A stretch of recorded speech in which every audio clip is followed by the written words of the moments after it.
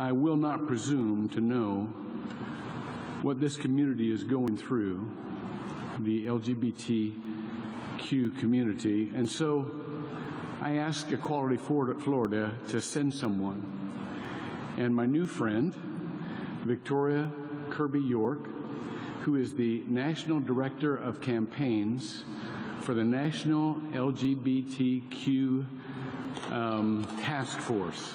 I'm going to keep saying those initials often enough that they roll off my tongue. I asked her to come and just share, maybe with many of us who would not know, what to pray for in that community right now, what to consider that we might not understand. Victoria, could you help us? Sure. Thank you, Pastor Hunter.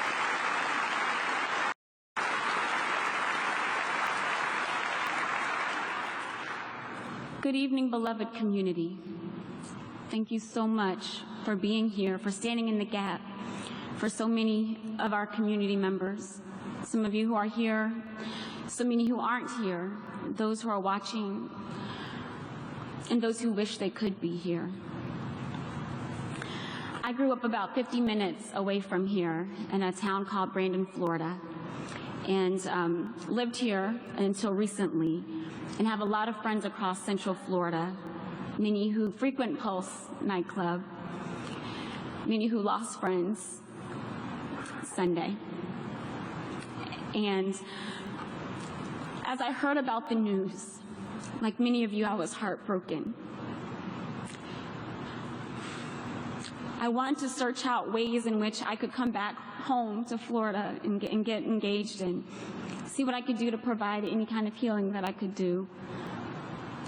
And I can tell you that standing up here right now, looking at all of you, is such a beautiful sight. And I'm going to talk to you a little bit about why it matters so much, the LGBTQ community, that each and every one of you are here in a church.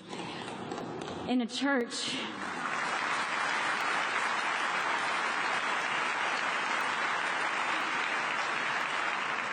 yesterday at the vigil, Nadine Smith, the CEO of Equality Florida, Florida's largest statewide LGBTQ advocacy organization, said that after everything happened, she received 2 questions over and over again from texts, Facebook messages, phone calls.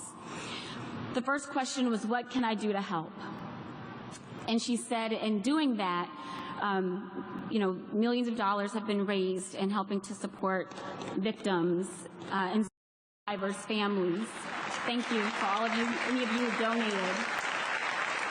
There was a call put out for blood to help in the health care of people still battling for their lives, and an overwhelming number of you gave blood, stood in line to give blood.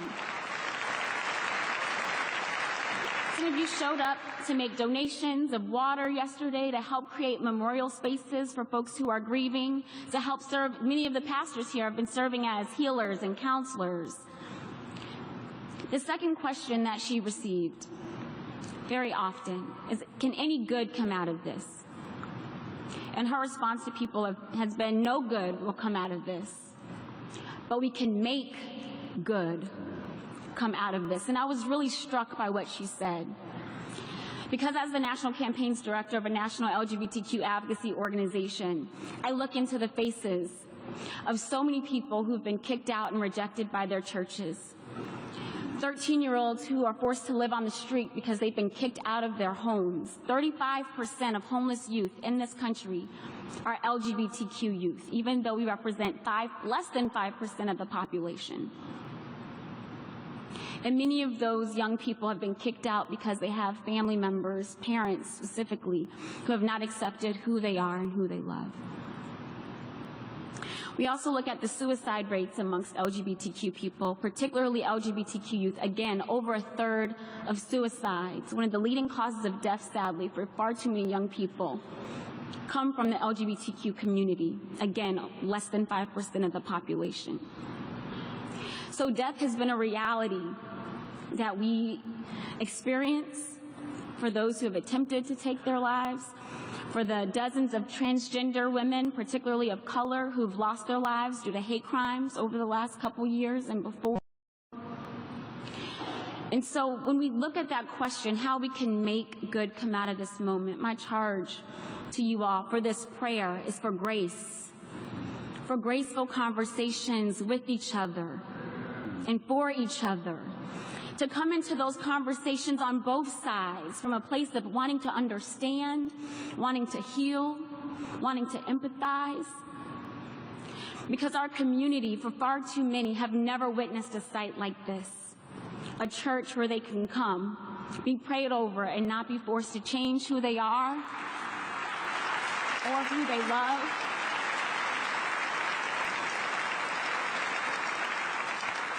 For some people, this image that I'm staring at right now exists only in their dreams.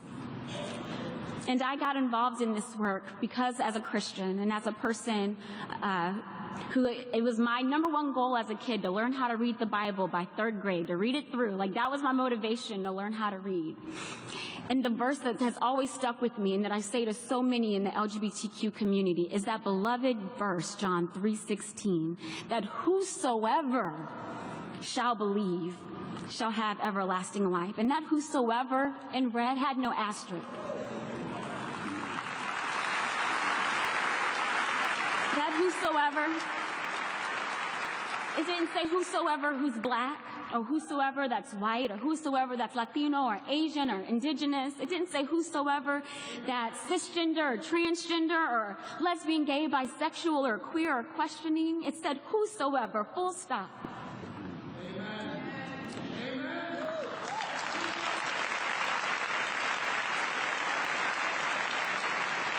And because of far too much pain, and I appreciated your words, Pastor, for far too much pain that's come from family, friends, and yet, even in the church, even with a majority of people of faith in this country affirming LGBTQ people, which is a watershed moment, happened just a couple years ago, we still have far too many people who don't believe that God's love extends to them. So in our prayer, I urge you tonight and every night to pray for those graceful conversations that will help bridge the gap in communities and in families here in Orlando and across the world.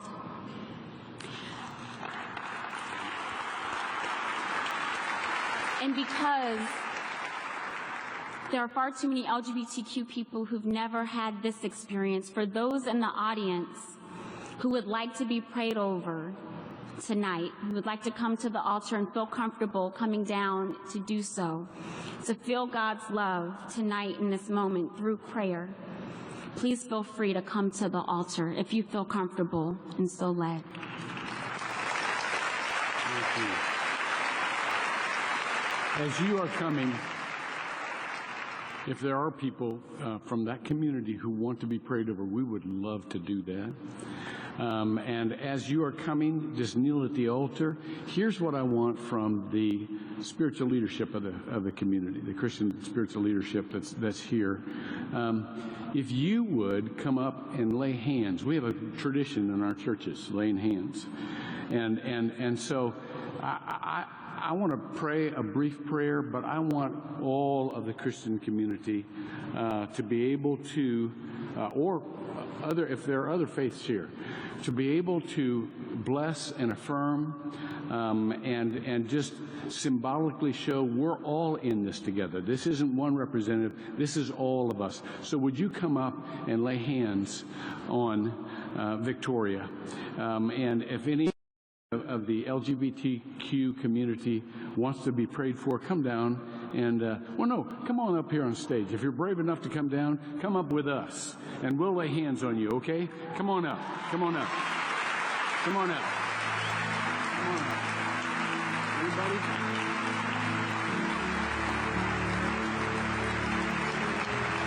Come on up. Come on up. It won't be a long prayer. Just come on up. We can wait on you.